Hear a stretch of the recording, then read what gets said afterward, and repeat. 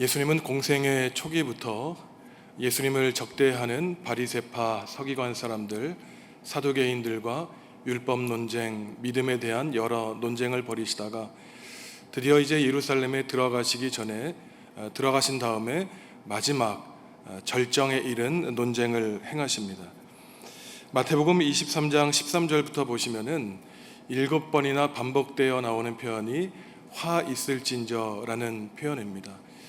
외식하는 서기관과 바리새인들에게 화가 있을 것이다, 화가 미칠 것이다 라고 말씀하고 있는데 새한글 성경으로는 끝장이 났다라고 번역을 하고 있습니다.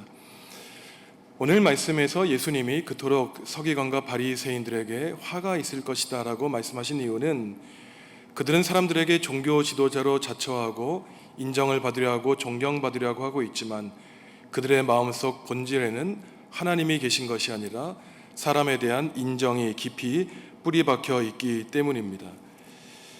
예수님은 신앙의 본질에 대해서 가르치시는데 한 분 하나님을 섬기고 예수 그리스도의 길을 쫓는 것이라고 말씀하시죠. 그에 반대되는 잘못된 신앙을 나타내는 표현이 오늘 반복해서 나타나고 있는데 그것은 사람에게 보이고자 하는 행위와 사람들에게 불리고자 하는 행위라고 말씀하고 있습니다. 구체적으로 랍비라고 칭함을 받지 마라, 아버지라고 불리지 마라, 지도자라고 불리지 말라고 주님은 우리에게 말씀하고 있습니다. 예수님은 무리와 제자들에게 하나님을 믿는 사람의 삶의 자세에 대해 가르쳐 주십니다. 지금 예수님을 적대시하는 사람들은 율법의 전문가들인 율법학자로 여겨지는 서기관과 평신도의 지도자들인 바리새파 사람들인데 이들이 무엇을 좋아하냐면은 모세의 자리를 좋아한다고 말하고 있습니다. 모세는 구약 성경의 율법을 대표하는 사람으로 전통적으로 모세가 백성들에게 율법을 가르칠 때에는 모세가 앉는 자리가 있었는데 아마도 예수님 당시에 회당에서도 회당장만이 앉을 수 있는 율법을 가르치는 자리가 있었던 것으로 보입니다. 모세의 자리에 앉기를 좋아한다는 것은 상석에 앉는다는 것으로 지도자와 선생으로 인정받기를 원했다는 것을 보여주는 것이죠. 이들은 율법의 전문가였기 때문에 당연히 누구보다 율법을 잘 알고 있는 사람이었습니다. 그런데 이들의 문제는 가르칠 줄만 알지 말로만 행하고 도저히 몸으로는 행동하지 않는 데에 문제가 있다는 것이죠. 그러니 예수님이 무리와 제자들에게 말씀하시는 것을 이들이 가르치는 바는 익히되 그들의 행동은 따라하지 말라고 말씀하고 있습니다. 이들은 말만 하고 행동하지 않는 것을 문제시하고 있는 것이죠. 이들에 대해서 예수님이 말씀하시기를 말로 주여 주여 하는 자가 천국에 가는 것이 아니요 하나님의 뜻과 의를 행하는 자마다 천국에 들어가는 것이라고 말씀하신 바 있습니다. 물론 서기관과 바리새인이 다 예수님께 비난받은 것과 같은 사람은 아니었습니다. 우리가 잘 알고 있는 사도 바울도 본래는 바리새파 사람이었습니다. 그리고 그는 율법을 있는 그대로 행하려고 노력했던 사람입니다. 하지만 바울과 이들의 문제는 율법을 지키려고 노력했지만 율법 안에 계시된 예수님을 발견하지 못하는 데 문제가 있었던 것이죠. 이들의 특징은 무엇입니까? 사람들이 지고 가기 힘든 무거운 짐을 사람들의 어깨에 짊어지웁니다. 그런데 자기들은 그러한 짐을 옮기는데 손가락 까딱하지 않는다고 주님이 말씀하십니다. 여기에서 무거운 짐이란 순종하기 어려운 율법 계명을 가리키는 것입니다. 이러한 사람들에 대해서 예수님은 우리가 잘 알고 있듯이 마태복음 11장에서 수고하고 무거운 짐진 자들아 다 내게로 오라고 말씀하고 있습니다. 유대교 지도자들이 사람들에게 이것을 행하라 저것을 행하라 무거운 짐을 지울 때 참으로 인생의 부담을 가지고 살아가지만 주님께 나오면 그 무거운 인생의 짐이 덜어진다고 하는 것이죠. 이러한 서기관과 바리새인의 문제는 무엇이겠습니까? 사람들에게 율법을 지키라고 명령하면서 사람들에게 율법의 무거운 짐은 지우면서 자기들은 행하지 않는다는 것입니다.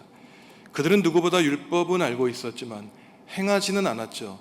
도덕적 우월주의자라고 합니다. 사람의 전통을 하나님의 율법과 같은 지위에 올려놓는 잘못을 저지르고 있습니다. 혹시 우리 교회도 설립된 지 70년이 가까이 되고 있지만 사람이 만든 전통을 하나님의 법과 같은 것으로 놓는다면 그 사람이 바로 하나님께 심판받을 서기관과 바리새인이라고 주님은 말씀하고 있습니다.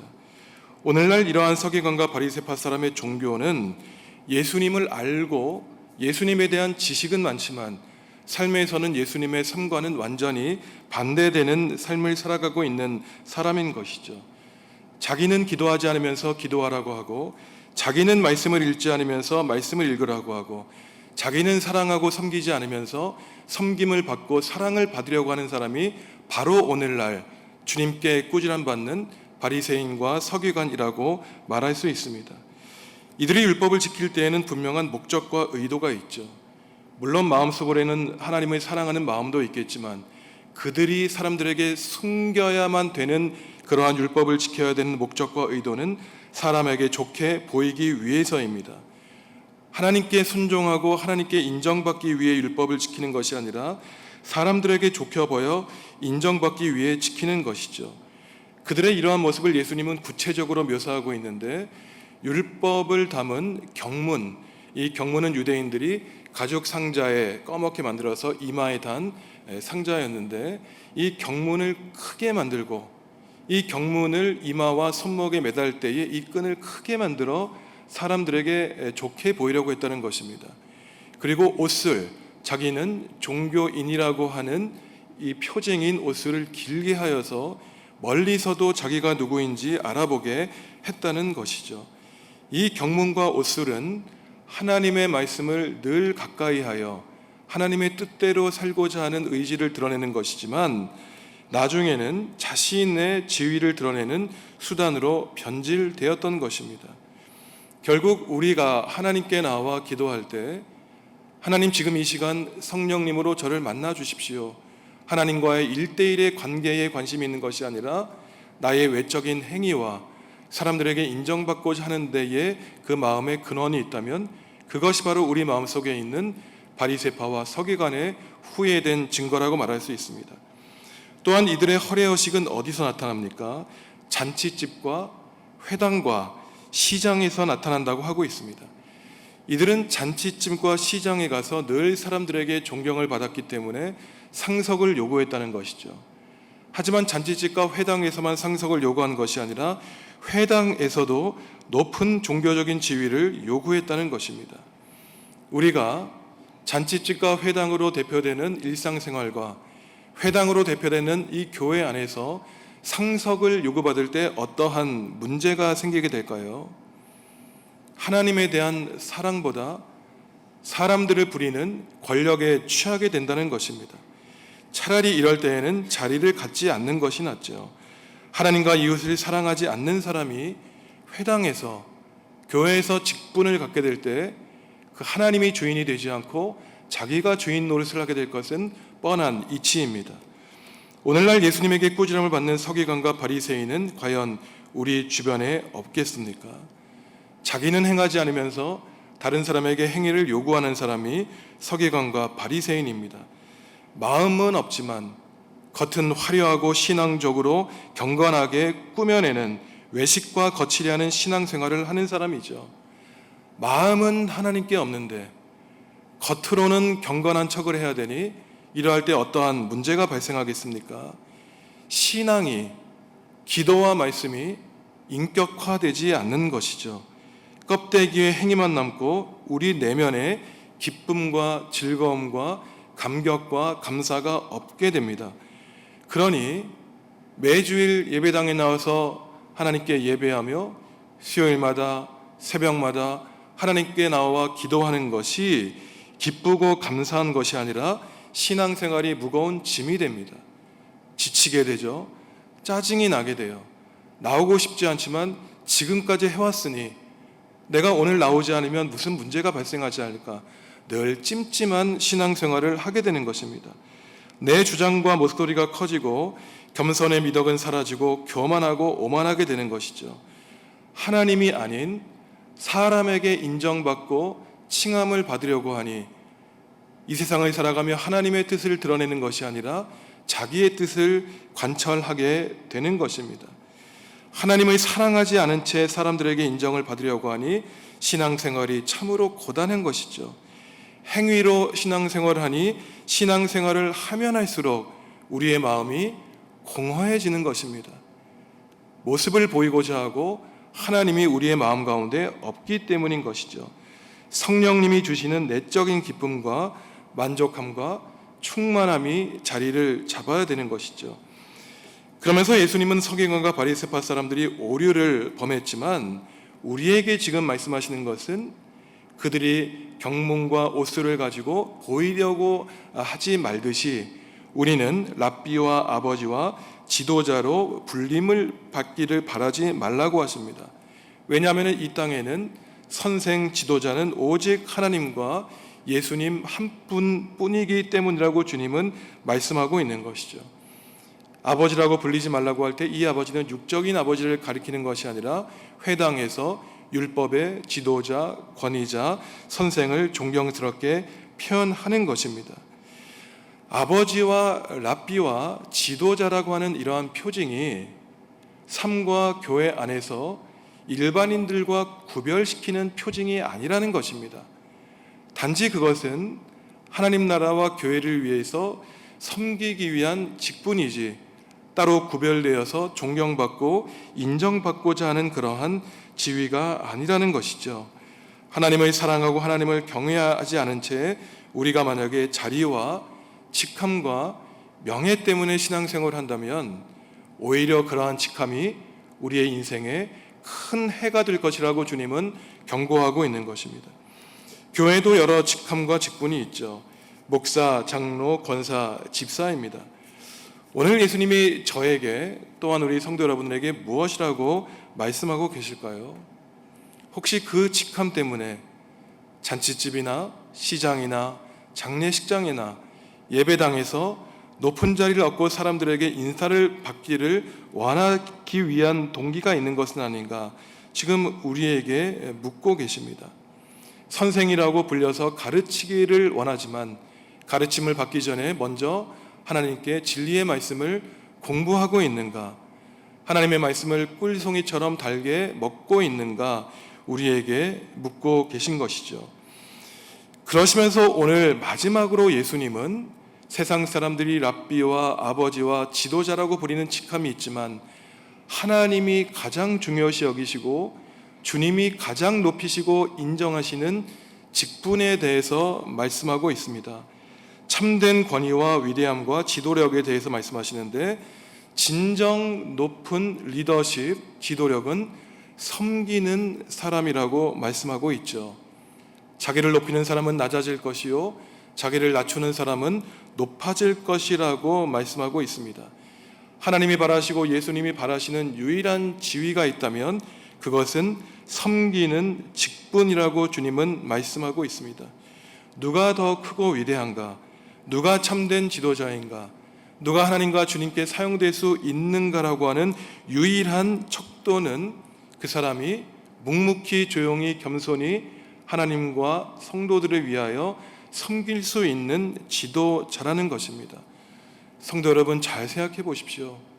높은 자리에서 아무리 권위 있게 큰 소리 치더라도 단지 겉으로만 고개 숙일 뿐이지 마음으로는 인정하지 않는 것 누구나 다 잘 알고 있지 않습니까?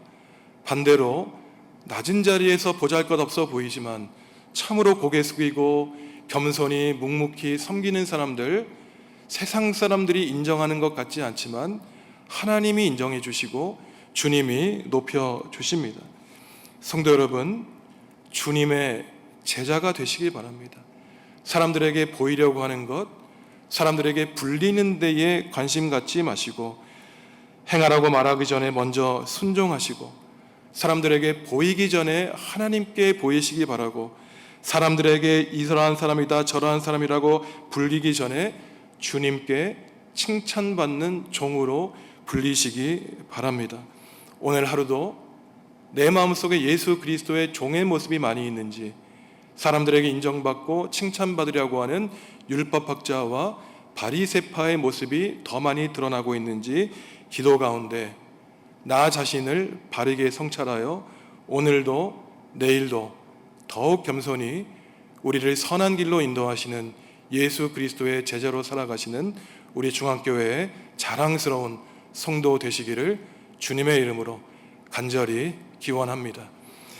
잠시 침묵으로 기도하실 때에 하나님, 오늘도 주님의 길을 따라가겠습니다. 인정받고 섬김을 받으려고 했던 바리새인의 모습, 서기관의 모습을 십자가의 도로 제거하겠습니다. 결단하는 시간 갖겠습니다.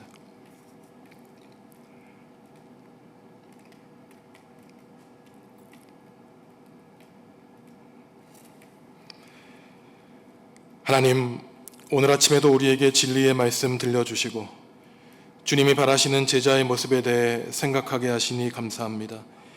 하나님께 인정받기보다 사람에게 인정받으려고 노력했습니다. 하나님을 사랑하기보다 사람을 사랑했습니다. 주님, 우리의 연약함과 죄악을 고백하오니 용서하여 주시옵소서.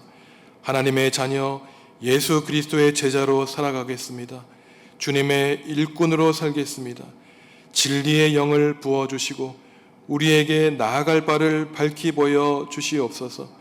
이 나라와 교회를 위해 기도합니다. 남과 북의 정치인들에게 겸손한 마음과 지혜, 교회를 사랑하는 마음 주셔서 하루빨리 적대 관계를 멈추어 주시고 평화로 하나 되게 하시는 역사를 이루어 주시옵소서. 남과 북에 깨어있는 그리스도인들이 기도하여 총과 칼에 맞서 싸우게 하시고 낫과 보습으로 묵은 땅을 기경하여 풍성한 열매를 맺는 결례되게 하여 주옵소서. 각처에 흩어져 있는 교우들과 함께 하셔서 오늘 하루도 주님께 받을 복과 은혜에 감사하게 하시고 주님과 동행하는 복된 하루, 거룩한 하루 되게 하여 주시옵소서. 예수님의 은혜와 하나님의 사랑과 성령님의 사귐이 하나님이 살아계심을 의식하여 삼위일체 하나님을 기쁘시게 하는 삶을 살기로 다짐하는 성도들에게 지금부터 영원히 함께 하시기를 축원하옵나이다. 아멘.